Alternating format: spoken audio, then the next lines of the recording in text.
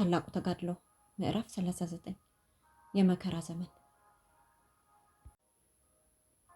በዚያን ዘመን ስለ ሕዝብ ልጆች የሚቆመው ታላቁ አለቃ ሚካኤል ይነሳል። ሕዝብም ከሆነ ጀምሮ እስከዚያ ዘመን ድረስ እንደ እርሱ ያለ ያልሆነ የመከራ ዘመን ይሆናል። በዚያም ዘመን በመጽሐፉ ተጽፎ የተገኘው ሕዝብ ሁሉ እያንዳንዱ ይድናል። ዳንኤል 12:1። የሶስተኛው መልአክ መልእክት ሲጠናቀቅ ለኃጢአተኞቹ የምድር ነዋሪዎች ምሕረት መማጸኗን ታቆማለች። የእግዚአብሔር ሕዝቦች ስራቸውን ከግብ አድርሰዋል። ከጌታ ፊት መጽናናትን፣ የኋለኛውን ዝናብ ተቀብለዋል። በፊታቸው ላለው ፈታኝ ሰዓትም ተዘጋጅተዋል። መላእክት ከሰማይ ወዲያ ወዲህ እየተራወጡ ናቸው። ከምድር የተመለሰ መልአክ ስራው እንደተጠናቀቀ አወጀ። የመጨረሻ መፈተኛ በዓለም ላይ መጥተዋል።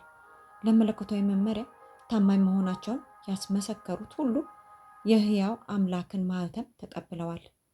ያኔ ክርስቶስ በላይ ባለው ቤተ መቅደስ አማላጅነቱን አቆመ። እጆቹን አንስቶ በታላቅ ድምፅ ተፈጸመ አለ። ይህንን ክቡር መግለጫ ሲያስተላልፍ የመላእክት ሰራዊት ሁሉ ዘውዳቸውን አወረዱ። አመፀኛው ወደፊት ያመፅ፣ እርኩሱም ወደፊት ይርከስ፣ ጻድቁም ወደፊት ጽድቅ ያደርግ፣ ቅዱሱም ወደፊት ይቀደስ። ራእይ 22:11። እያንዳንዱ ጉዳይ ለሕይወት ወይም ለሞት ተወስኗል። ክርስቶስ ለሕዝቦቹ ስርየት አድርጎ ኃጢአታቸውን አስወግዷል። የእርሱ ተገዢዎች ቁጥር ታውቀዋል። መንግስትም ግዛትም ከሰማይ በታች ያሉ የመንግስታት ታላቅነት ዳንኤል 7:25 ለደህንነት ወራሾች ሊሰጥ፣ ኢየሱስም የነገስታት ንጉስ የጌቶች ጌታ ሆኖ ሊነግስ ነው። ኢየሱስ ቤተ መቅደሱ በሚለቅበት ጊዜ የምድርን ነዋሪዎች ጽልመት ይሸፍናቸዋል። በዚያ አስፈሪ ጊዜ ጻድቃን በቅዱስ አምላክ እይታ ፊት ያለ አማላጅ መቆም ይኖርባቸዋል። በክፎች ላይ የነበረው ገደብ ተነስቶ ሰይጣን በመጨረሻ ንስሐ ያልገቡትን ሙሉ በሙሉ ተቆጣጠራቸው። እግዚአብሔር ትዕግስት አልቋል። ዓለም ምሕረቱን እምቢ ብሏል። ፍቅሩን ጠልቷል። ሕጉንም ረግጧል። ኃጢያን የምህረት ጊዜ ወሰናቸውን ገደባቸውን አልፈዋል። የእግዚአብሔር መንፈስ ባለሰለሰ ተቃውሞ ምክንያት በመጨረሻ ተወስዷል። በመለኮት ጸጋ ስላልተከለሉ ከክፉ ከሰይጣን የሚከልላቸው ጠበቃ የላቸውም። ከዚያም ሰይጣን የምድር ነዋሪዎች ወደ አንድ የመጨረሻ ታላቅ መከራ ይዘፍቃቸዋል። የእግዚአብሔር መላእክት የሰውን ጥልቅ የስሜት ሞገድ ከማገድ ሲያቆሙ የጥላቻ ባህሪያት ሁሉ ልቅ ይሆናል። በጥንታዊ ኢየሩሳሌም ላይ ከመጣው ጥፋት እጅግ በከፋ ሁኔታ መላው ዓለም ውድመት ውስጥ ይገባል። የግብፃውያንን የበኩር ልጆች በማጥፋት ምድሪቱን በሐዘን የሞላው አንድ መልአክ ነበር። ሕዝቡን በመቁጠር ዳዊት እግዚአብሔርን በበደለ ጊዜ ኃጢአቱ የተቀጣበትን አሰቃቂ ውድመት ያመጣው አንድ መልአክ ነበር። እግዚአብሔር ሲያዝ ስራ ላይ የሚውለው የቅዱሳን መላእክት አውዳሚ ኃይል ያው ተመሳሳይ ኃይል እርሱ ሲፈቅድ በርኩሱ መላእክት ዘንድ የሚተገበር ይሆናል።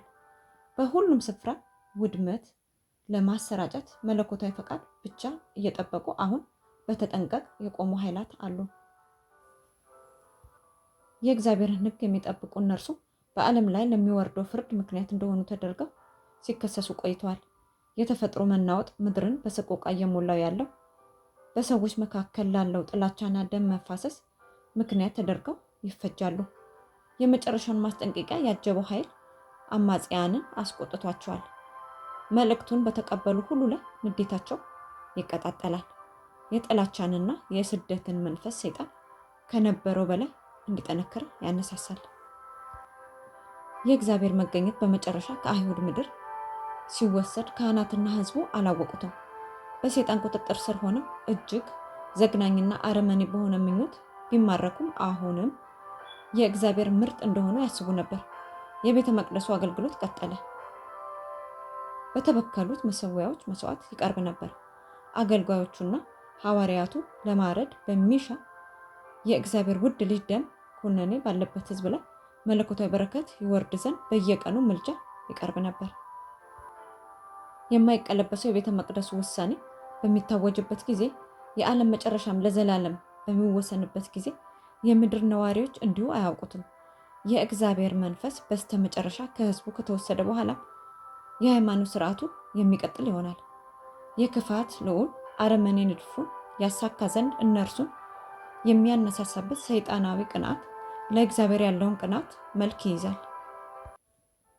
ሰንበት በክርስቲያኑ ዓለም ሁሉ የተቃርኖ ልዩ ነጥብ እየሆነ ሲመጣና ሃይማኖታዊና መንግስታዊ ስልጣናት ኃይላቸውን አስተባብረው የእሁድን መከበር አስገዳይ ሲያደርጉ ለህዝባዊ መጠይቅ እጅ ይሰጡ ዘንድ ባለማወላወል እምቢ የሚሉትን በቁጥር ጥቂት የሆኑ አናሳዎችን የዓለም አቀፋዊ ውግዘት ኢላማ ያደርጋቸዋል። የቤተ ክርስቲያንን ተቋም የመንግስትንም ህግ ተቃውመው የሚቆሙትን መታገዝ እንደማያስፈልግ አገራት በሙሉ ወደ ድንግርግሮሽና ስርዓት አልበኝነት ከሚወድቁ እነርሱ ቢሰቃዩ ይሻላል የሚለው ሀሳብ ይኮተኮታል። ይህ ተመሳሳይ መከራከሪያ ከ1800 ዓመት አሁን ከ2000 ዓመት ገደማ በህዝብ ገዢዎች አማካኝነት በክርስቶስ ላይ ቀርቦበት ነበር። ህዝቡም ሁሉ ከሚጠፋ አለ ጮሌው ቀያፋ፣ አንድ ሰው ስለ ህዝቡ ይሞት ዘንድ እንዲሻለን አታስቡምን አላቸው። ዮሐንስ 11:50። ይህ መከራከሪያ ወሳኝ መስሎ ይቀርባል። አራተኛውን ትእዛዝ ሰንበት በሚቀድሱት ላይም በስተመጨረሻ አዋጅ ይወጣል። ተወዳዳሪ የሌለው ቅጣት እንደሚገባቸው አድርጎ በማውገዝ በሞት ይቀጡ ዘንድ ከተወሰነ ጊዜ በኋላ ለህዝቡ ነፃነት ይለግሳል።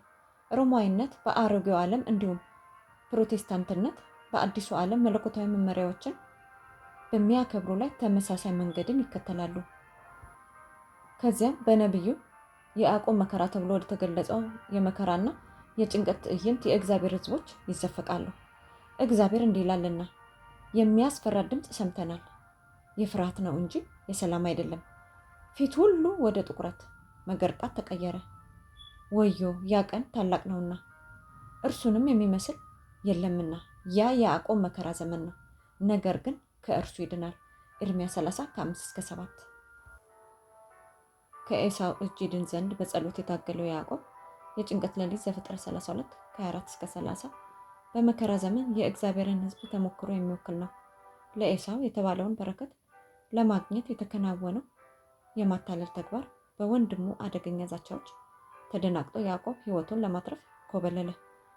ከብዙ ዓመታት ስደት በኋላ በእግዚአብሔር ትእዛዝ ከሚስቶቹ ከልጆቹና ከመንጋው ጋር ወደ ትውልድ አገሩ ይመለስ ዘንድ ጉዞ ጀመረ። በምድሩ ድንበር አቅራቢያ ሲደርስ የጦረኛ ቡድን መሪ ሆኖ ያለምንም ጥርጥር ለበቀል ተዘጋጅቶ እየቀረበ ስላለው ኤሳው ወሬ ሲደርሰው በፍርሃት ተሞላ።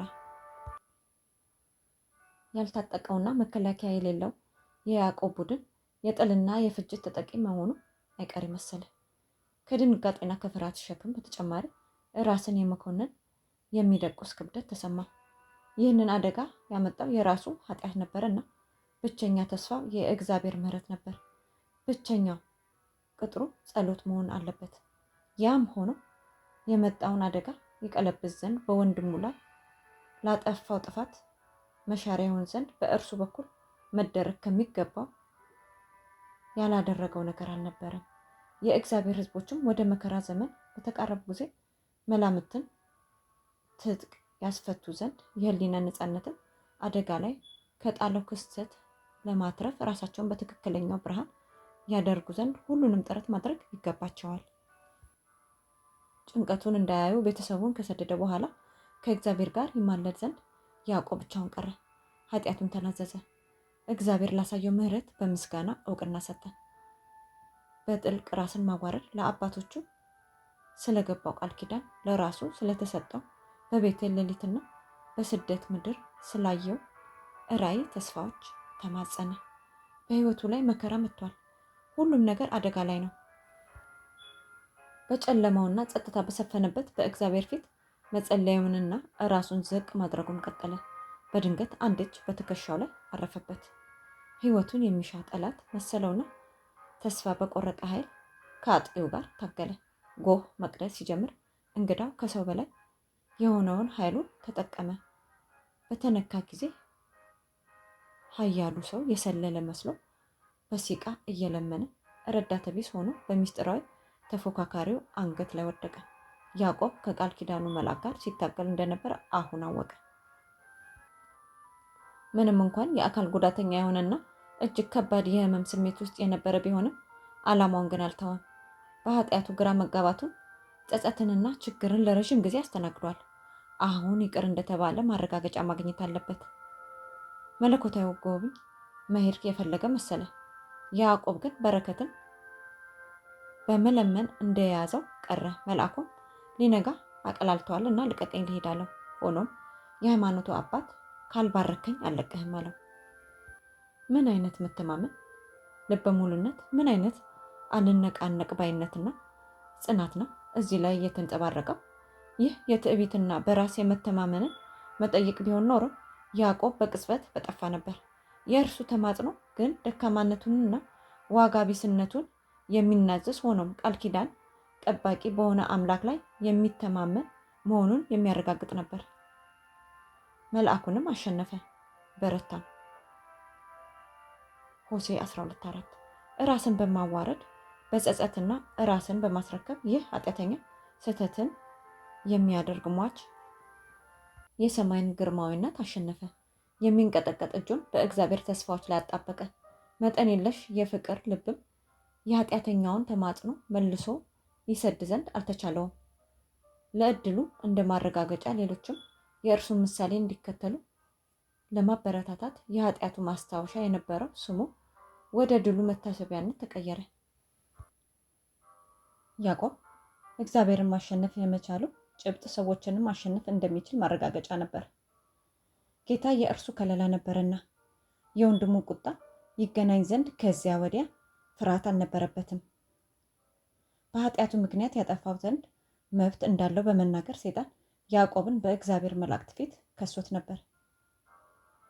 ይዘምትበት ዘንድም በኤሳው ላይ ተንቀሳቅሶ ነበር።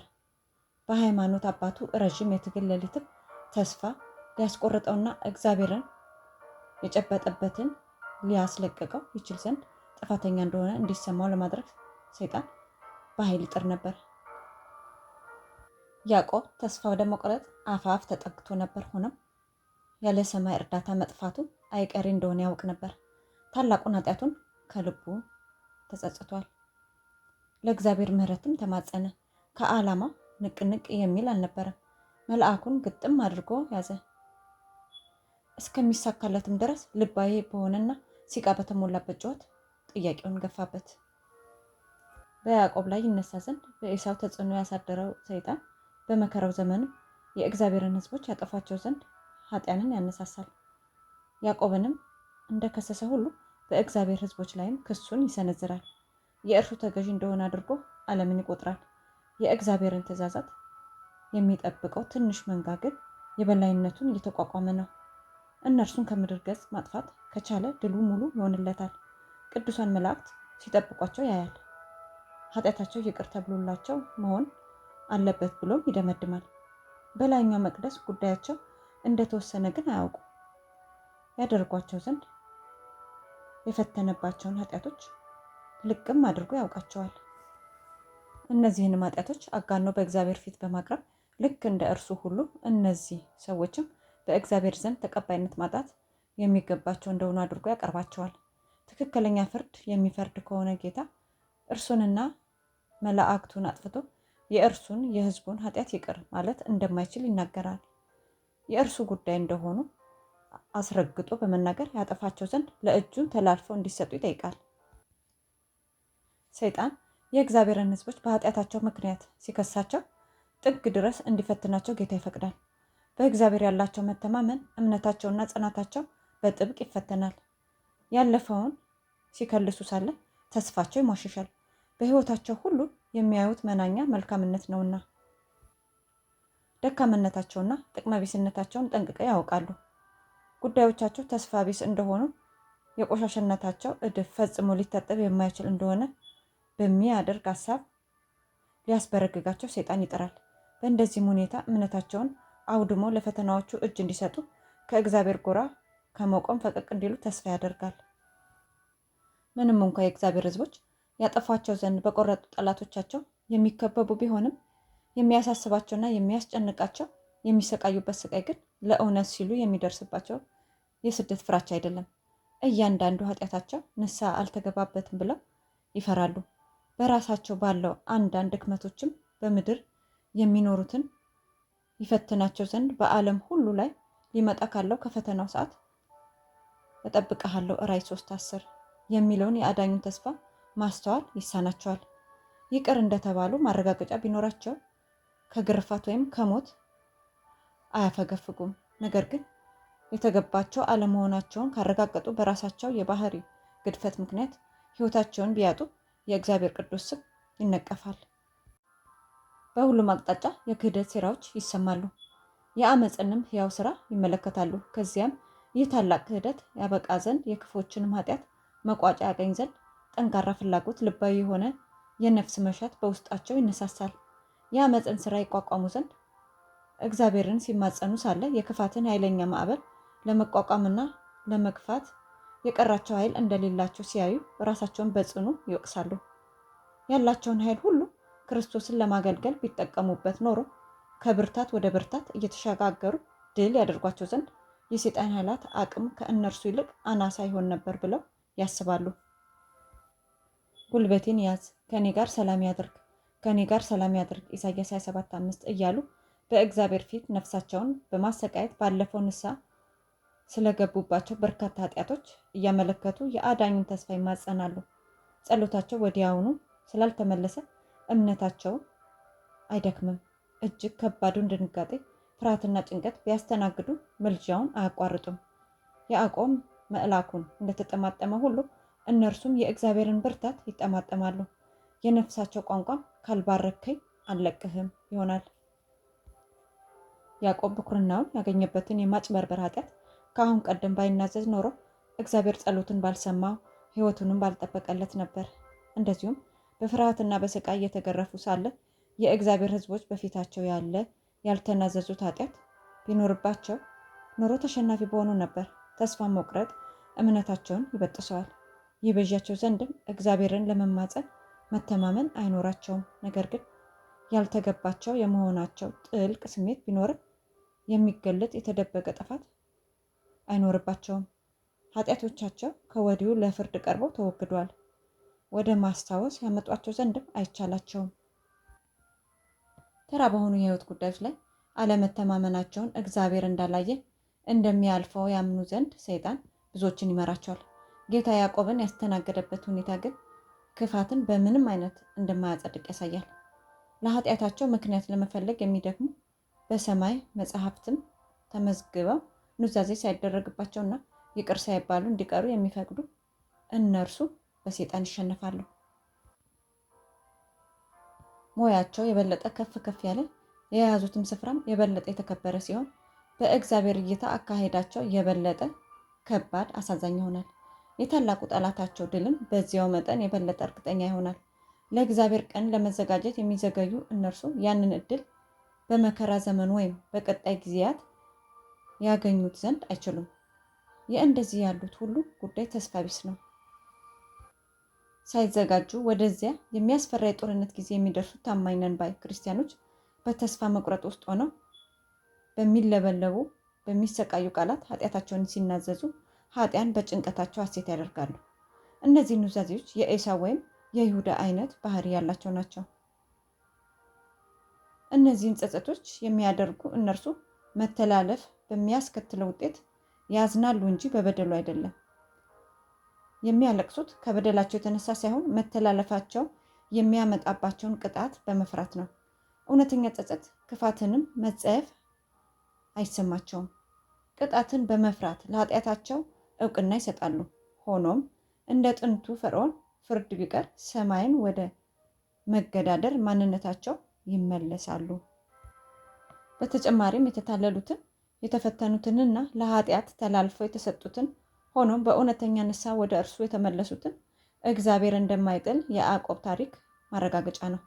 ይህንን መደብ ሰይጣን ለማውደም ሲጥር ሳለ በአደጋ ጊዜ ያጽናኗቸውና ይጠብቋቸው ዘንድ እግዚአብሔር መላእክቱን ይልካል። የሰይጣን ጥቃቶች ጽኑና የማያወላውሉ ማምታቻዎቹም አስከፊ ናቸው። የእግዚአብሔር ዓይን ግን በሕዝቦቹ ላይ ነው። ጆሮቹም ጩኸታቸውን ይሰማል። ስቃያቸው ታላቅ ነው። የእቶኑ እሳት ነበልባል ሊበላቸው የተቃረበ ይመስላል። አንጥረኛው ጌታ ግን በእሳት የተፈተነ ወርቅ አድርጎ ያወጣቸዋል። እግዚአብሔር ለሕዝቦቹ ተወዳዳሪ በሌለው የፈተናቸው ሰዓት የሚያሳየው ፍቅር እጅግ ብሩህ እንደሆነ፣ የስኬት ዘመናቸው ጠንካራና ለስላሳ ነው። ሆኖም በእቶኑ እሳት ውስጥ መግባታቸው አስፈላጊ ነው። የክርስቶስ መልክ በፍጹምና ይንጸባረቅ ዘንድ ምድራዊነታቸው ተቃጥሎ መበላት አለበት። በፊታቸው ያለው የጭንቀትና የስቃይ ወቅት ድካምን፣ መዘግየትንና ረሃብን መቋቋም የሚችል በእጅጉ ቢፈተንም የማይደክም የማይጠፋ እምነትን የሚጠይቅ ነው። የምሕረት ጊዜ ለሁሉም የተሰጠው ለዚያ ጊዜ እንዲዘጋጁበት ነው። ያዕቆብ ትጉና ቆራጥ ስለነበረ አሸነፈ። የእርሱ ድል ያለማቋረጥ የሚነዘንዝ ጸሎት ኃይል ማስረጃ ነው። እርሱ እንዳደረገ ሁሉ የእግዚአብሔርን ተስፋ የሚጨብጡ እንደ እርሱም ልባዊ ጽኑ የሚሆኑ እነርሱ ያዕቆብ እንደተሳካለት ይሳካላቸዋል። ራሳቸውን ለመካድ በእግዚአብሔር ፊት ለመቃተት ለባርኮቱም ለረዥም ጊዜ ከልብ ለመጸለይ ፈቃደኛ ያልሆኑ አያገኙትም። ከእግዚአብሔር ጋር መታገል ምን እንደሆነ የሚያውቁት እንዴት ጥቂቶች ናቸው! በኃይለኛ ፍላጎት እያንዳንዱ ጉልበት እስኪሟጠጥ ድረስ እግዚአብሔርን በመፈለግ ነፍሳቸውን የሚጋርጡ እንዴት ጥቂቶች ናቸው! ቋንቋ ሊገልጹ የማይችል የተስፋ መቁረጥ ማዕበል በሚለምነው ላይ ባለፈ ጊዜ ፍንክች በማይል እምነት ከእግዚአብሔር ተስፋዎች ጋር የሚጣበቁ እንዴት ጥቂቶች ናቸው!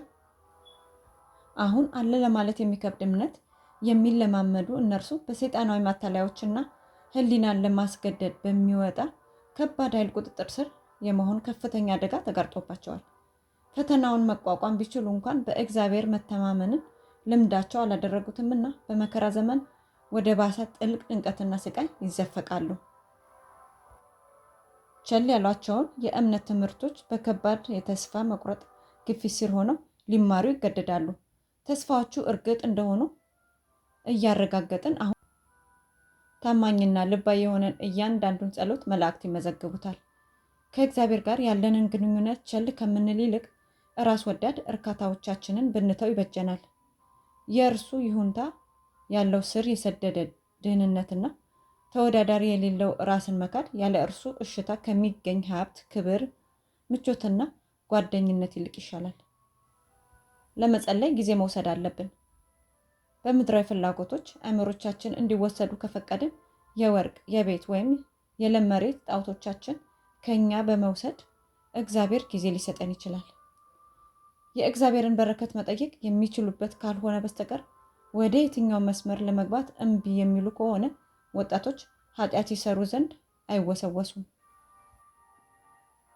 የመጨረሻውን ክቡር ከባድ ማስጠንቀቂያ ለዓለም የሚያደርሱ መልእክተኞች በቀዘቀዘ በተልፈሰፈሰና ስንፍና በሚያሳይ ሁኔታ ሳይሆን ያዕቆብ እንዳደረገው በጥልቅ ፍላጎትና እምነት እግዚአብሔር ይባረካቸው ዘንድ ቢጸልዩ እግዚአብሔርን ፊት ለፊት አየሁ፣ ሰውነቴም ድና ቀረች ዘፍጥረት 32:30 የሚሉበት ብዙ ስፍራ ገጠመኞች ያገኛሉ። እግዚአብሔርንም ሰውንም ለማሸነፍ ኃይል ያላቸው ተብለው በሰማይ እንደ ልዑላን ይቆጠራሉ። እስከዚያ ዘመን ድረስ እንደ እርሱ ያለ ያልሆነ መከራ ዘመን በቅርቡ በፊታችን ይከፈታል። አሁን የሌለንና ያገኙትም ዘንድ ብዙዎች እጅግ ሰነፎች የሆኑበት ልምምድ የሚያስፈልገን ይሆናል። አብዛኛውን ጊዜ መከራ በተግባር ከሚሆነው ይልቅ ሲያስቡት የበለጠ የገዘፈ ነው። ይህ አገላለጽ ግን በፊታችን ላለው ችግር ትክክል አይደለም። እጅግ እውነት አስመስሎ የሚያቀርብ ተወዳዳሪ የሌለው ገለጻ እንኳን የአበሳውን ዲካ ሊነካው አይችልም። በዚያ መከራ ጊዜ እያንዳንዱ ነፍስ በእግዚአብሔር ፊት ለራሱ መቆም ይኖርበታል። ኖህ፣ ዳንኤልና ኢዮብ በምድሪቱ ቢኖሩ እኔ ሕያው ነኝና በጽድቃቸው ነፍሳቸውን ብቻ ያድናሉ እንጂ ወንዶችንና ሴቶችን ልጆቻቸውን አያድኑም ይላል ጌታ እግዚአብሔር ሕዝቅኤል 14:20። አሁን ሊቀ ካህናችን ስርየት እያደረገልን ሳለ በክርስቶስ ፍጹማን እንሆን ዘንድ መጣር ይገባናል። አዳኛችን በአንዲት ሀሳብ እንኳን ለፈተና ኃይል እጅ እንዲሰጥ መደረግ አልቻለም። በሰው ልብ ውስጥ ሰይጣን የሚንጠላጠልበት እግሩን ማሳረፊያ አንዳች ነጥብ ያገኛል። የሆነ ኃጢአት ፍላጎት ይበረታታል። በዚህም አማካኝነት ፈተናዎቹ ኃይላቸውን ይገልጣሉ። ክርስቶስ ግን ስለ ራሱ ሲናገር የዚህ ዓለም ገዢ ይመጣልና በእኔ ላይም አንዳች የለውም ዮሐንስ 14:30 ይላል። ድል ይቀዳጅበት ዘንድ ሰይጣን በእግዚአብሔር ልጅ ዘንድ ማግኘት የቻለውን አንዳች ነገር አልነበረም። የአባቱን ትእዛዛት ጠብቋል። ሰይጣን ለራሱ ጥቅም ሊያውለው የሚችል ኃጢአት በእርሱ ዘንድ አልነበረም። በመከራ ዘመን የሚቆሙ እነርሱ ሊገኙበት የሚገባቸው ሁኔታ ይሄ ነው። የሚያስተሰርየው የክርስቶስ ደም በማመን ራሳችንን ከኃጢአት መለየት ያለብን በዚህ ሕይወት ነው፣ በምድር ነው። ራሳችንን ከእርሱ ጋር እንድናቆራኝ፣ ድክመታችንን ከእርሱ ብርታት ጋር፣ ድንቁርናችንን ከእርሱ ጥበብ ጋር፣ ያልተገባን መሆናችንን የተገባ ከሆነው ከእርሱ ስር ጋር እንድናዋህድ ውዱ አዳኛችን ይጋብዘናል። የእግዚአብሔር አቅርቦት ኢየሱስን የዋህነትና ትህትና የምንማርበት ትምህርት ቤት ነው። እኛ የምንመርጠው የበለጠ ቀላልና አስደሳች የሚመስለውን ሳይሆን የሕይወትን እውነተኛ ዓላማዎች ሁል ጊዜ ጌታ በፊታችን ያደርግልናል። ባህሪያቶቻችን ከመለኮት ምሳሌ ጋር አንድ ይሆን ዘንድ በሚሰራው ስራ ላይ ሰማይ ከሚቀጥራቸው ወኪሎች ጋር መተባበር የእኛ ፋንታ ነው። ማንም ይህንን ስራ ቸል የሚል ወይም በኋላ ይደርሳል የሚል ሕይወቱን እጅግ አስፈሪ በሆነ አደጋ ውስጥ ከመክተት አያመልጥም። ሐዋርያው ዮሐንስ በራእይ አንድ ታላቅ ድምፅ እንዲህ ሲል ሰማ። በምድርና በባህር ለምትኖሩ ግን ወየውላችሁ፣ ዲያብሎስ ወርዶባችኋልና በእርሱም ታላቅ ቁጣ አለበት፣ ጥቂት ዘመን እንደቀረለት ያውቃልና። ራእይ 12:12። ከሰማያዊ ድምፅ ይህንን ጩኸት የሚጋብዙ ትዕይንቶች አስፈሪዎች ናቸው። የቀረው ጊዜ እያጠረ በሄደ መጠን የሰይጣን ቁጣ እየጨመረ ይሄዳል። የማታለልና የማውደም ስራውም በመከራ ዘመን የመጨረሻው ከፍተኛ ደረጃ ይደርሳል። የታምር ሰሪ አጋንንትን ኃይል የሚገልጡ ከሰው ኃይል በላይ የሆነ ባህሪ ያላቸው አስፈሪ ትዕይንቶች በቅርቡ በሰማይ ይገለጣሉ። በማታለል አጥብቀው ይይዟቸው ዘንድ የሰማይንም አስተዳደር ይቃወሙ ዘንድ በሚደረገው የመጨረሻ ትግል ከሰይጣን ጋር እንዲተባበሩ ይገፋፏቸው ዘንድ የአጋንንት መናፍስት ወደ ምድር ነገስታትና ወደ ዓለም ሁሉ ይሄዳሉ። በእነዚህ ወኪሎች አማካኝነት ገዢዎችና ተገዢዎች በተመሳሳይ ሁኔታ ይታለላሉ። ለዓለም አዳኝ የሚገባውን ማዕረግና አምልኮ ይገባናል የሚሉ ክርስቶስን ራሱን የሚያስመስሉ ሰዎች ይነሳሉ። ግሩም የሆኑ የመፈወስ ተአምራት ያደርጋሉ። የመጽሐፍ ቅዱስ ምስክርን የሚቃረኑ ከሰማይ የመጡ መገለጦች እንዳሏቸውም ይናገራሉ። በሚመጣው የማጠቃለያ የማታለል ትወና ሰይጣን ራሱ ክርስቶስን መስሎ ይቀርባል። የተስፋዋ መደምደሚያ አድርጋ ወደ መሲሁ መምጣት እንደምታንጋጥጥ ቤተክርስቲያን ለረዥም ጊዜ መስክራለች። አሁን ታላቁ አታላይ ክርስቶስ እንደመጣ ያስመስላል። ሰይጣን በራእይ መጽሐፍ በዮሐንስ የተገለጠውን የእግዚአብሔርን ልጅ ባህሪያት ተመስሎ በሚያስደንቅ ብርሃን ወይም ነጸብራቅ ግርማ ሞገስ ተላብሶ በተለያዩ የምድሪቱ ክፍሎች በሰዎች ዘንድ ራሱን ይገልጣል። ራእይ 1:13-15 የሚከበው ክብር የፍጡር ዓይኖች እስካሁን ካዩአቸው በላይ የሚልቅ ነው። የድል ድምፅ በህዋው ያስተጋባል። ክርስቶስ መጥቷል! ክርስቶስ መጥቷል! በምድር ሳለ ክርስቶስ ደቀ መዛሙርቱን በባረከበት አኳኋን እጆቹን አንስቶ ሲባርካቸው ሳለ ህዝቡ በፊቱ በመስገድ ያመልኩታል። ድምፁ ለስላሳና ገራም ነው። ሆኖም ጡመ ዜማ ያለው ነው። በለሆሳስና እርራይ በሚያስተጋቡ ቃናዎች አዳኙ የተናገራቸውን የተወሰኑ ተመሳሳይ የተከበሩ ሰማያዊ እውነቶችን ያቀርባል። የህዝቡን ደዌ ይፈውሳል። በተላበሰው የክርስቶስ ባህሪው ሰንበትን ወደ እሁድ እንደቀየረ በመናገር የባረከውን ቀን እንዲቀድሱ ሁሉንም ያዛቸዋል።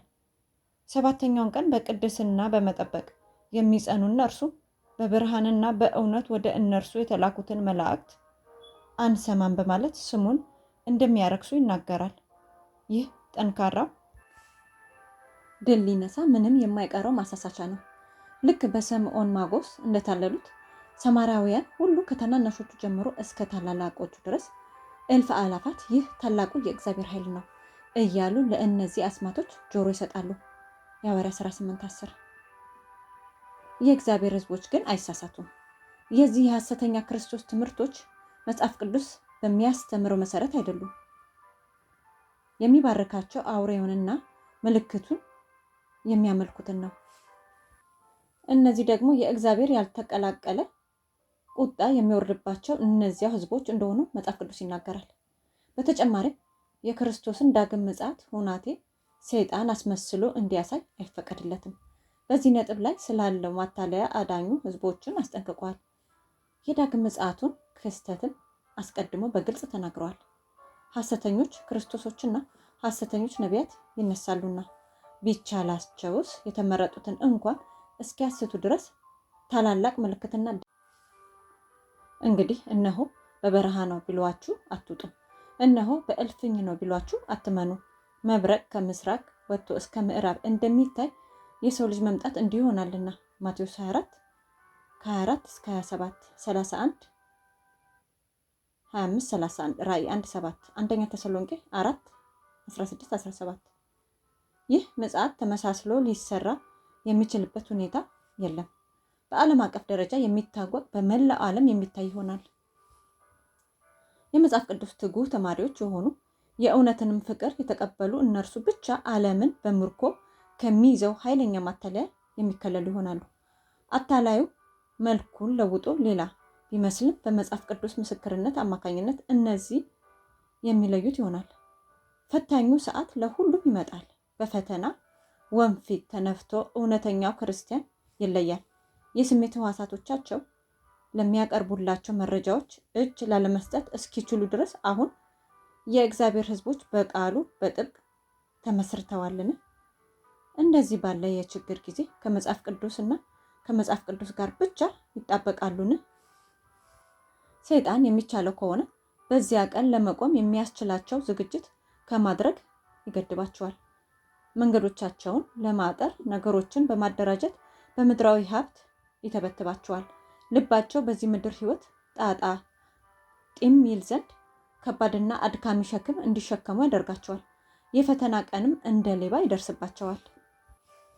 ትእዛዛቱን የሚጠብቁትን በመቃወም በክርስትናው ዓለም ከተለያዩ መሪዎች የሚወጡ አዋጆች ከመንግስት የሚያገኙትን ጥበቃ በማስቀረት ሊያጠፏቸው ለሚፈልጉ ሰዎች በሚተውበት ጊዜ የእግዚአብሔር ሕዝቦች ከከተማዎችና ከመንደሮች ሸሽተው አንድ ላይ በመሰባሰብ እጅግ ምድረ በዳና ጭር ባሉ ቦታዎች መኖር ይጀምራሉ። በተራራ ምሽጎች ብዙዎች ከለላ ያገኛሉ። ልክ እንደ ፒድሞንት ሸለቆ ክርስቲያኖች መኖሪያቸውን የምድር ታላላቅ ስፍራዎች ያደርጋሉ። ለጠንካራ አምባም እግዚአብሔርን ያመሰግናሉ።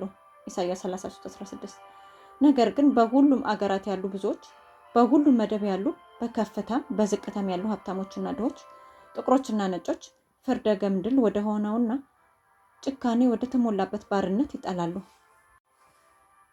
በሰንሰለት ተጠፍረው በእስር ቤት አጥር ተዘግተው ሞት ተፈርዶባቸው አንዳንዶቹ ጨለማና ቀፋፊ ወህኒ ቤቶች በረሃብ እንዲሞቱ ተትተው የእግዚአብሔር ውዶች አድካሚ ቀናቸውን ይገፋሉ። ማቃሰታቸውን ይሰማ ዘንድ የሚከፍት የሰብአዊ ፍጡር ጆሮ የለም። ይረዳቸው ዘንድ የተዘጋጀ የሰብአዊ ፍጡር እጅ የለም። በዚህ ፈታኝ ሰዓት እግዚአብሔር ሕዝቦቹን ይረሳልን? በውሃ ጥፋት ዘመን በነበረው ዓለም ላይ ፍርድ በጎበኘ ጊዜ ታማኙን ኖህን ረሳውን? የደልዳላ ስፍራውን ከተሞች ያጠፋ ዘንድ እሳት ከሰማይ በወረደ ጊዜ ሎጥን ረሳውን? በግብፅ በጣዖት አምላኪዎች ተከቦ የነበረውን ዮሴፍን ረሳውን? ወይስ እጣ ፈንታው እንደ በዓል ነቢያት እንደሚሆን ኤልዛቤል በማለችበት ጊዜ ኤልያስን ረሳውን? በጨለማና በሚያንገሸግሽ የእስር ቤት ጉድጓድ በነበረበት ጊዜ ኤርሚያስን ረሳውን? ሶስቱንም ጀግኖች በእሳት እቶን ውስጥ ወይም ዳንኤልን በአናብስት ጉድጓድ ረሳቸውን? ጽዮንም አለች፣ እግዚአብሔር ጣለኝ፣ ጌታም ረሳኝ። በአሁኑ ሴት ከማኅፀኗ ለተወለደ ልጅ እስከማትራራ ድረስ ሕፃኗን ትረሳ ዘንድ ትችላለችን? አዎን፣ እርሷ ትረሳ ይሆናል፣ እኔ ግን አልረሳሽም። እነሆ እኔ በእጄ መዳፍ ቀርጬሻለሁ። ኢሳይያስ 49:14-16 የሰራዊት ጌታ አለ፣ የሚነካችሁ የዓይኔን ብሌን የሚነካ ነው። ዘካርያስ 2:8 ጠላቶች ወደ እስር ቤት ቢወረውራቸውም የወህኒ ቤቱ ግድግዳዎች በነፍሳቸውና በክርስቶስ ያለውን ግንኙነት ይቆርጡት ዘንድ አይችሉም። እያንዳንዱን ድክመታቸውን የሚያይ እያንዳንዱን ፈተና የሚያውቅ እርሱ ከምድራዊ ኃይላት ሁሉ በላይ ነው። ከሰማይ ብርሃንና ሰላም ይዘው መላእክት ወደ ተገለሉ የእስር ቤት ክፍሎቻቸው ይመጣሉ። የእምነት ባለጸጎች እዚያ ይኖራሉና እስር ቤት እንደ ቤተ መንግስት ይሆናል። በፊልጵስዩስ ወህኒ ቤት ጳውሎስና ሲላስ በእኩለ ሌሊት ሲጸልዩና የምስጋና መዝሙር ሲያቀርቡ እንደሆነ ሁሉ የደበዘዙ ቀፋፊ ግድግዳዎች በሰማያዊ ብርሃን ይፈካሉ። ሕዝቦችን ለመጨቆንና ለማጥፋት በሚሹ ላይ የእግዚአብሔር ፍርድ ይጎበኛል። ለኃጢያን የሚያሳየው ረጅም ትዕግስት ሰዎች ሕግን በመተላለፍ ውስጥ የልብ እንዲሰማቸው ያደርጋቸዋል። ሆኖም ለረጅም ጊዜ እንዲዘገይ የተደረገ ነውና ቅጣታቸው እርግጥና አሰቃቂ ነው። እግዚአብሔር ይነሳልና በጵራጺም ተራራ እንደነበረ በገባኦን ወንዝ እንደነበረ ይቆጣል። ስራውን ያደርግ ዘንድ እንግዳ ስራውን አደራረጉን ያደርስ ዘንድ ያልታወቀውን አደራረግ ኢሳይያስ 8:1 ለመሐሪው አምላካችን የቅጣት ድርጊት እንግዳ አድርጎት ነው። እኔ ሕያው ነኝ ይላል እግዚአብሔር አምላክ፣ የኃጢአተኛውን ሞት አልሻም ሕዝቅኤል 33:11 እግዚአብሔር መሐሪ ጸጋ ያለው ለቁጣ የዘገየ ባለ ታላቅ ቸርነትና እውነት ጠማማነትንና መተላለፍን ኃጢአትንም የሚሰረይ በደለኛውንም ከቶ የማያነጻ እግዚአብሔር ታጋሽ ኃይሉም ታላቅ ነው። ኃጢአተኛውንም ንጹሕ አይልም ዘጸአት 34:6-7 ናሆም 1:3 በጽድቅ በሚፈጸሙ አስፈሪ ድርጊቶች የተረገጠውን የሕጉን ስልጣን ያስመሰክራል። ተላላፊውን የሚጠብቀው ቅጣት ክብደት ጌታ ፍርድን ለመፈጸም የሚዘገይበት ጊዜ መጠን ሊመዘን ይችላል። በእግዚአብሔር መዝገብ ያለውን የኃጢአት መስፈሪያ እስኪሞላ ድረስ የማይመታው ለረጅም ጊዜ የታገሰው ሕዝብ አገር በስተመጨረሻው ከምሕረት ጋር ያልተቀላቀለውን የቁጣ ጽዋ ይጠጣል። ክርስቶስ በቤተ መቅደሱ የማማለድ ስራውን ሲያቆም አውሬውንና ምስሉን የሚያመልኩትን ምልክቱንም የሚቀበሉትን እንደሚያገኝ ማስጠንቀቂያ የተሰጠበት ያልተቀላቀለው ቁጣ ራእይ 14:9-10 ይወርዳል። እስራኤልን ነፃ ሊያወጣ በነበረበት ጊዜ በግብፅ ላይ የወረዱት መቅሰፍቶች ልክ ከእግዚአብሔር ሕዝቦች መዳን በፊት በዓለም ላይ ከሚወርዱት የበለጠ አሰቃቂና ሰፊ ከሆኑት ቅጣቶች ጋር የባህሪ ተመሳሳይነት አላቸው። ስለ እነዚህ ዘግናኝ ስቃዮች ገላጭ ኢየሱስ ሲናገር የአውሬውን ምልክት ባለባቸው ለምስሉን በሚሰግዱ ሰዎች ክፉኛ የሚነዘንዝ ቁስል ሆነባቸው። ባህሩ እንደ ሞተም ሰው ደም ሆነ። በባህርም ከሚኖሩት ሕይወት ያለበት ነፍስ ሁሉ ሞተ። በፈሳሽ ውሃ በውሃ ምንጭ ሁሉ ላይ ደም ሆነ። ራእይ 16:2-6 እነዚህ ጥቃቶች አሰቃቂ ቢሆንም የእግዚአብሔር ፍርድ ግን ሙሉ በሙሉ ትክክል መሆኑ ይረጋገጣል። የጌታ መልአክ ይናገራል፣ አንተ ጻድቅ ነህ አቤቱ በዚህ ፈርደሃልና፣ የቅዱሳንና የነቢያትን ደም አፍሰዋለሁና ደምንም ሰጣቸው ይጠጡ ዘንድ ይገባቸዋልና። ራእይ 16:2-6 በእግዚአብሔር ሕዝብ ላይ የሞት ኩነኔ በማሳረፋቸው ደሙን በራሳቸው እጅ የማፍሰሳቸውን ያህል የደማቸውን ኩነኔ በራሳቸው ላይ አምጥተዋል።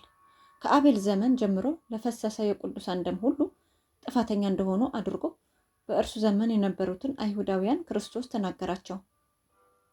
ምክንያቱም በእነዚህ የነቢያት አራጆች ጋር ተመሳሳይ መንፈስ የነበራቸው ያንኑ ተመሳሳይ ስራ ለመፈጸም የሚሹ ስለሆኑ ነበር። በሚቀጥለው መቅሰፍት ፀሐይም ኃይል ተሰጣት፣ ሰውንም በእሳት ታቃጥል ዘንድ። ሰዎች ታላቅ መቃጠል ተቃጠሉ። ራእይ 16:8-9 በዚህ አስፈሪ ሰዓት የምድርን ሁኔታ ነቢያት እንዲህ ይገልጹታል። ምድር አለቀሰች፣ እርሻው ምድረ በዳ ሆኗልና። የምድር ዛፎች ሁሉ ደረቁ፣ ደስታ ከሰው ልጆች ረግፏልና። ዘሩ ከምድር በታች በሰበሰ፣ ጎተሮች ፈረሱ። እንስሶች ስለምን አለቀሱ? የላሙ መንጋ መሰማሪያ የለውምና ጮሁ፣ የውሃው ፈሳሽ ሁሉ ደርቋልና። እሳትም የምድረ በዳውን መሰማሪያ በላች። የመቅደሱ የምስጋናው ዜማ ወደ ዋይታ ይለወጣል ይላል እግዚአብሔር አምላክ። የሰዎች ሬሳ ይበዛል፣ በስፍራውም ሁሉ በዝምታ ይጣላል። ኢዮኤል 1:10 12:17-20 አሞጽ 8:3 እነዚህ መቅሰፍቶች ዓለም አቀፋዊ አይደሉም። እንዲያማ ቢሆን የምድር ነዋሪዎች ሁሉ በጠፉ ነበር። ሆኖም ፍጡር ከሚያውቃቸው መቅሰፍቶች ሁሉ ይልቅ እጅግ የከፉት ይሆናሉ። ከምሕረት ጊዜ መደምደሚያ በፊት ባሉ ሰዎች ላይ የወረዱ መዓቶች ሁሉ በምሕረት የተቀላቀሉ ናቸው። የሚማጸኑ የክርስቶስ ደም ኃጢአተኛው የበደሉን ሙሉ ስፍር ከመቀበል ከልሎታል። በመጨረሻ ፍርድ ግን የሚወርደው ቁጣ ከምሕረት ጋር ያልተቀላቀለ ነው። በዚያ ቀን ለረጅም ዘመን ያቀለሉትን የእግዚአብሔር ምሕረት ከለላ እልፍ አላፋት ይፈልጉታል። እነሆ በምድር ላይ ረሃብን የምሰድበት ዘመን ይመጣል ይላል ጌታ እግዚአብሔር። እርሱም የእግዚአብሔርን ቃል ከመስማት እንጂ እንጀራን ከመራብና ውሃን ከመጠማት አይደለም። ከባህር እስከ ባህር ድረስ ከሰሜንም እስከ ምስራቅ ድረስ ይቅበዘበዛሉ። የእግዚአብሔርን ቃል በመሻት ይሯሯጣሉ፣ አያገኙትም። አሞጽ 8:11-12። የእግዚአብሔር ሕዝቦች ከስቃይ ነፃ አይሆኑም። ቢሳደዱና ቢጨነቁ፣ በድህነት ቢያልፉ፣ ምግብ በማጣትን ቢቸገሩ፣ እንዲጠፉ ግን አይተውም።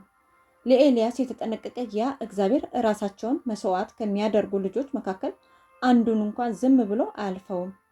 የራስ ፀጉራቸውን ቁጥር የሚያውቅ ይጠነቀቅላቸዋል። በረሃብ ጊዜም ይጠግባሉ። ኃጢያን በረሃብና በቸነፈር ሲሞቱ ሳለ መላእክት ጻድቃንን ይልክላቸዋል፣ የሚያስፈልጋቸውንም ያቀርብላቸዋል። በጽድቅ ለሚራመድ ለእርሱ የተሰጠው ተስፋ እንጀራም ይሰጠዋል፣ ውሃውም የታመነች ትሆናለች። ድሆችና ችግረኞች ውሃ ይሻሉ አይገኝምም፣ ምላሳቸውም በጽማት ደረቀ። እኔ እግዚአብሔር እሰማቸዋለሁ፣ እኔ የእስራኤል አምላክ አልጠላቸውም። ኢሳይያስ 33:16፣ 41:17። ምንም እንኳን በለስ ባታፈራ፣ በወይን ሐረግ ፍሬ ባያገኝ፣ የወይራ ስራ ቢጎድል፣ እርሾችም መብልን ባይሰጡ፣ በጎች ከጋጥ ቢጠፉ፣ ላሞችም ከበረት ውስጥ ባይገኙ፣ የሚፈሩት ግን በአምላክ ደስ ይሰኛሉ፣ በመድኃኒታቸውም አምላክ ሐሴት ያደርጋሉ። ዕንባቆም 3:17-18። እግዚአብሔር ጠባቂህ ነው። እግዚአብሔርን በቀኝ እጅህ ጥላህ ነው። ፀሐይ በቀን ጨረቃን በሌሊት አይመታህም። እግዚአብሔር ከክፉ ሁሉ ይጠብቅሃል፣ ነፍስህንም ይጠብቃታል። እርሱ ከአዳኝ ወጥመድ ያድንሃልና ከሚያጠፋም ቸነፈር ፊትህን በላቦቹ ይሰውርልሃል። በክንፎቹም በታች ትጠጋለህ። እውነቱም ጋሻና ምግብ ትሆንሃለች። ከሌሊት ግርማ አትፈራም፣ በቀን ከሚበረውን ፍላጻ፣ በጨለማም ከሚሄድ ቸነፈር፣ በቀትርም ከሚያጠፋ በሽታ ባጠገብህ ሺህ በቀኝህም እልፍ ይወድቃሉ፣ ወደ አንተ ግን አይደርስም። ብቻ በዓይንህ ትመለከተዋለህ፣ የኃጥአንንም ብድራት ታያለህ። አንተ እግዚአብሔርን መታመኛዬ ነህ ብለሃልና ልዑልንም ለመኖሪያ አደረግክ። ክፉ ነገር አያገኝህም፣ መቅሰፍትም ወደ ድንኳንህ አይቀርብም። መዝሙር 121 5-7፣ 91 3-10። ሆኖም ለሰብአዊ ፍጡር እይታ የእግዚአብሔር ሕዝቦች ከእነርሱ በፊት እንደነበሩ ሰማዕታት በቅርቡ ምስክርነታቸውን በደማቸው ለማተም የሚገደዱ ይመስላል። በጠላቶቻቸው እጅ ይወድቁ ዘንድ እግዚአብሔር እንደተዋቸው አድርገው ራሳቸውን መፍራት ይጀምራሉ። ጊዜው አስፈሪ የስቃይ ጊዜ ነው።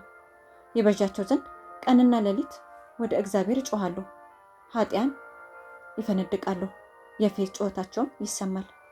አሁን እምነታችሁ የታለ? በእርግጥ የእርሱ ሕዝቦች ከሆናችሁ እግዚአብሔር ከእጃችን ለምን አላዳናችሁም? የሚጠባበቁት ግን ኢየሱስ በቀራንዮ መስቀል በሞት አፋፍ ላይ ሳለ የካህናት አለቆችና ገዢዎች በማላገጥ ሌሎችን አዳነ። ራሱን ማዳን አይችልም። የእስራኤል ንጉሥ ከሆነ አሁን ከመስቀል ይውረድ፣ እኛም እናምንበታለን ማቴዎስ 27:42 ሲሉ የተናገሩትን ያስታውሳሉ። ልክ እንደ ያዕቆብ ሁሉ ከእግዚአብሔር ጋር እየታገሉ ናቸው። ገጽታቸው የውስጥ ትግላቸውን ይገልጻል። ፊታቸው ገርጥቷል። ሆኖም ልባዊ ምልጃቸውን አያቋርጡም። ሰዎች በሰማያዊ እይታ ማየት ቢችሉ ኖሮ በኃይል የላቁ የመላእክት ቡድኖች የክርስቶስን የትዕግስት ቃል በጠበቁት ዙሪያ ሰፍረው ይመለከቱ ነበር። ሐዘኔታ ባለው ትህትና መላእክት ጭንቀታቸውን አይተዋል፣ ጸሎታቸውንም ሰምተዋል። ከጥፋት ይነጥቋቸው ዘንድ የመሪያቸውን ቃል በመጠባበቅ ላይ ናቸው። ትንሽ ጊዜ ግን መቆየት አለባቸው። የእግዚአብሔር ሕዝቦች ጽዋውን መጠጣት በጥምቀትም መጠመቅ አለባቸው። ሕመም የሆነው ያ መዘግየት ራሱ የጥያቄዎቻቸው ሁነኛው መልስ ነው።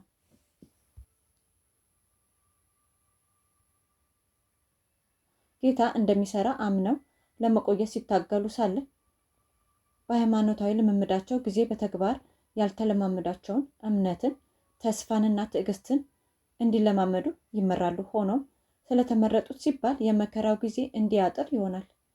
እግዚአብሔር እንኪያስ ቀንና ሌሊት ወደ እርሱ ለሚጮሁ ለሚታገሳቸው ምርጦች አይፈርድላቸውምን? እላቸዋለሁ፣ ፈጥኖ ይፈርድላቸዋል።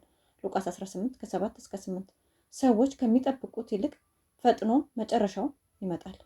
ለእግዚአብሔር ጎተራ ስንዴው ተሰብስቦ ነዶ ይታሰራል፣ እንክርዳዱም ተቃጥሎ ይጠፋ ዘንድ ለማገዶነት ይታሰራል። ሰማያዊ ዘቦች ለአደራቸው ታማኝ ሆነው ጥበቃቸውን ይቀጥላሉ። ትእዛዛት ጠባቂዎች የሚገድሉበትን ጊዜ የሚወስን አጠቃላይ አዋጅ ቢነገርም በአንዳንድ ሁኔታዎች ጠላቶቻቸው አዋጁ እንደቀረበ በመገመት ከታቀደው ጊዜ በፊት ሊገድሏቸው ጥረት ያደርጋሉ። ነገር ግን በእያንዳንዱ ታማኝ ነፍስ ዙሪያ የሰፈሩትን ኃያል ጠባቂዎች ማንም ሊጥስ አይቻለውም። ከከተሞችና ከመንደሮች ሲሳደዱ አንዳንዶች ይጠቃሉ። ነገር ግን በእነርሱ ላይ የተቀሰረው ሰይፍ እንደ ገለባ ኃይል አልባ ሆኖ ተሰባብሮ ይወድቃል። ሌሎች ደግሞ የጦር ሰዎችን ምስል በያዙ መላእክት ይጠበቃሉ። በዘመናት ሁሉ በቅዱሳን መላእክት በኩል ሕዝቦቹን ለመርዳትና ለማዳን እግዚአብሔር ሰርተዋል። ሰማያዊ ፍጡራን በሰዎች ጉዳዮች ላይ ንቁ ተሳትፎ አድርገዋል። እንደ መብረቅ በሚያንጸባርቅ ልብስ ሆነው ታይተዋል። የተጓዥ ልብስ ለብሰው እንደ መንገደኞች ሰዎች ሆነው መጥተዋል። መላእክት የሰው ቅርጽ ይዘው ለእግዚአብሔር ሰዎች ተገልጠዋል። እንደ ደከማቸው አይነት ሆነው በቀትር በዋርካ ዛፍ ስር አርፈዋል። የሰዎችን ቤት መስተንግዶ ተቀብለዋል። በጨለማ ለተዋጡ ተጓዦች እንደ መንገድ መሪ ሆነዋል። በራሳቸው እጅ የመሰዊያውን እሳት አቃጥለዋል። የእስር ቤት በሮችን ከፍተዋል። የእግዚአብሔርን አገልጋዮች ነፃ አውጥተዋል። በሰማይ አልባሳት አጊጠው ከአዳኙ መቃብር ድንጋዮችን ለማንከባለል መጥተዋል። የሰው ግዝም ይዘው መላእክት ጻድቃን በተሰበሰቡበት ሁል ጊዜ ይገኛሉ። የእግዚአብሔርን ትዕግስት ወሰን ማለፋቸውን አለማለፋቸውን ለመወሰን ስራቸውን ይመዘግቡ ዘንድ ልክ ወደ ሰዶም እንደሄዱ መላእክት የኃጢያንን ስብሰባዎች ይጎበኛሉ። ጌታ በምህረት ደስ ይለዋል። በእርግጥ ለሚያገለግሉት ለጥቂቶች ሲል መቅሰፍቶችን ይገድብና የሰዎችን ሰላምና ጸጥታ ያራዝማል። እግዚአብሔርን የሚበድሉ ኃጢአተኞች ለራሳቸው ሕይወት ለሚያገኙት ደህንነት ሲሳለቁባቸውና ሲጨቁኗቸው ደስ ስለሚላቸው ለጥቂት ታማኞች ምን ያህል ባለዕዳ እንደሆኑ አያስተውሉም። የዚህ ዓለም ገዢዎች ባያውቁትም አብዛኛውን ጊዜ በመማክርቶቻቸው መላእክት ቃል አቀባዮች ናቸው። የሰብአዊ ፍጡር ዓይን ተመልክቷቸዋል። ልመናቸውን የሰው ጆሮ ሰምተዋል። የሰው ከናፈርት ያቀረቡትን ሐሳብ ተቃውመዋል። ምክራቸውንም ተሳልቀውበታል። የሰው እጆች በስድብና ባልተገባ ተግባር ተገናኝቷቸዋል። በምክር ቤት አዳራሾች እና በፍርድ ሸንጎች እነዚህ ሰማያዊ መልእክተኞች ከሰው ታሪክ ጋር ቅርበት ያለው ትውውቅ እንዳላቸው አሳይተዋል። ተወዳዳሪ ከሌላቸው አንደበተ ርቱዕ ተከራካሪዎች ይልቅ የጭቆኖችን ጉዳዮች ይግባኝ በማለት የተሻሉ እንደሆኑ አረጋግጠዋል። የእግዚአብሔርን ስራ አዝጋሚ ሊያደርጉ በሕዝቦችም ላይ ታላቅ ስቃይ ሊያመጡ ይችሉ የነበሩትን ውጥኖች አክሽፈዋል። ክፋቶችን አምክነዋል። በአደጋና በጭንቀት ሰዓት የእግዚአብሔር መልአክ በሚፈሩት ሰዎች ዙሪያ ይሰፍራል፣ ያድናቸውማል። መዝሙር 34:7። በልባዊ ናፍቆት የእግዚአብሔር ሕዝቦች የሚመጣውን ንጉሳቸውን ምልክቶች ይጠባበቃሉ። ጉበኞች ጠበቅ ተደርገው እንደተጠየቁት ሌሊቱ ምን ያህል ነው? መልሱም ያለማወላወል ተሰጠ። ይነጋል፣ ደግሞም ይመሻል። ኢሳይያስ 21:11-12። ከተራሮች ቁንደዶ በላይ በደመናዎች ላይ ብርሃን እያንጸባረቀ ነው። በቅርቡ የክብሩ መገለጥ ይሆናል። የጽድቅ ፀሐይ ብርሃን ሊያንጸባረቅ ተቃርቧል። ለጻድቃን ማብቂያ የሌለው ቀን የሚጀምርበት፣ ለኃጢያን ደግሞ ዘላለማዊ ጨለማ የሚሰፍንበት ጠዋቱና ማታው በደጅ ናቸው። የሚታገሉለት እነርሱ አቤቱታቸውን በእግዚአብሔር ፊት ሲማጸኑ ሳለ ከማይታየው የጋረዳቸው መጋረጃ ሲገለጥ ምንም ያልቀረው ይመስላል። የዘላለማዊ ቀን ንጋት ወገግታ ሰማያት ይፈካሉ። እንደ መላእክት ጡመ ዜማም ቃላቱ ወደ ጆሮ ይገባል። ታማኝ ለሆናችሁለት ጸንታችሁ ቆሙ፣ እርዳታ እየመጣ ነው። ክርስቶስ ሁሉንም በሁሉ የሆነው አሸናፊ ለደከሙ ወታደሮቹ የዘላለም ክብር ዘውዱ እጁን ዘርግቶ ይዟል። ገርበብ ካሉት በሮችም ድምፁ ይመጣል። እዩ፣ እኔ ከእናንተ ጋር ነኝ፣ አትፍሩ፣ ሐዘናችሁን አውቃለሁ፣ ሐዘናችሁን ተሸክሜያለሁ። እየተዋጋችሁ ያላችሁት ያልተሞከሩ ጠላቶችን አይደለም፣ በእናንተ ፈንታ ጦርነቱን ተዋግቻለሁ፣ በስሜም ከአሸናፊዎች በላይ ሆናችሁ። ውዱ አዳኝ ልክ በሚያስፈልገን ጊዜ እርዳታ ይልካል። ወደ ሰማይ የሚወስደው ጎዳና በእርሱ ዱካ የተቀደሰ ነው። እግራችንን የሚወጋን እያንዳንዱ ሾህ እርሱንም ወቅቶታል። እንሸከመው ዘንድ የተጠራንለት እያንዳንዱ መስቀል ከእኛ በፊት እርሱ ተሸክሞታል። ነፍስን ለሰላም ያዘጋጅ ዘንድ እግዚአብሔር ግጭትን ይፈቅዳል። የመከራው ዘመን ለእግዚአብሔር ሕዝቦች አስፈሪ የመከራ ገፈት ነው። ነገር ግን የተስፋ ቀስተ ደመና ዙሪያው እንደከበበው በእምነት ያዩ ዘንድ እያንዳንዱ እውነተኛ አማኝ ወደ ላይ የሚያንጋጥጥበት ጊዜ ነው። እግዚአብሔርም የተቤዣቸው ይመለሳሉ፣ ወደ ጽዮንም ይመጣሉ። የዘላለምም ደስታ በራሳቸው ላይ ይሆናል። ደስታና ተድላን ያገኛሉ፣ ሐዘንና ለቅሶም ይሸሻል። የማጽናናችሁ እኔ ነኝ። የሚሞተውን ሰው እንደ ሳርን የሚጠወልገውን የሰው ልጅ ትፈራ ዘንድ አንተ ማነህ? ፈጣሪህን እግዚአብሔርን ረሳ። ያጠፉ ዘንድ ባዘጋጀ ጊዜ ሊያጠፉ የተዘጋጁ እንደሆነ አደረግህ። ከአስጨናቂ ቁጣ የተነሳ ሁል ጊዜ ቀኑን ሁሉ ፈርተሃል። የአስጨናቂ ቁጣ የታለህ? እኔም እግዚአብሔር አምላክህ ባህርን የማውክ ሞገዱን ይተማል። ነገር ግን ሞገዱ የሚደነፋውን ባህር የከፈልኩ እኔ እግዚአብሔር አምላክ ነኝ። ስሙ እግዚአብሔር የሰራዊት ጌታ ነው። ነገሬንም በአፍህ አደረግኩ፣ በእጄም ጽላ ጋረድሁ። ኢሳይያስ 51 ከ11-16። ስለዚህ ስሚ አንቺ ችጋረኛ፣ የሰከርሽም ከጸጅም አይደለም።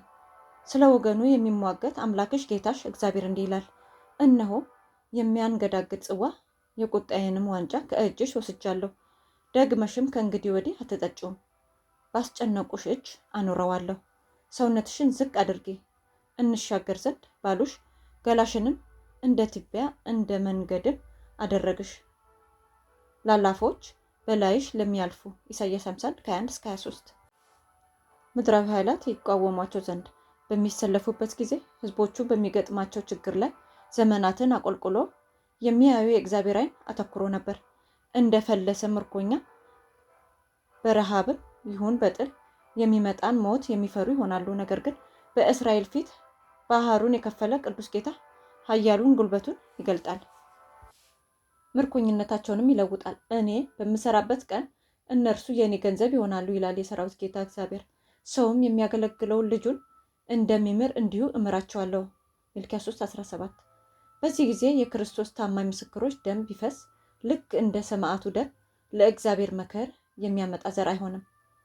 ደንዳናው ለመለወጥ እምቢ ያለው ልባቸው በስተመጨረሻ እስከማይመለስበት ድረስ የምህረትን ሞገድ ወደኋላ ሲመልስ ቆይቷልና የንጹሐን ታማኝነት ሌሎችን ስለ እውነቱ ሊያሳምናቸው ምስክር አይሆንም።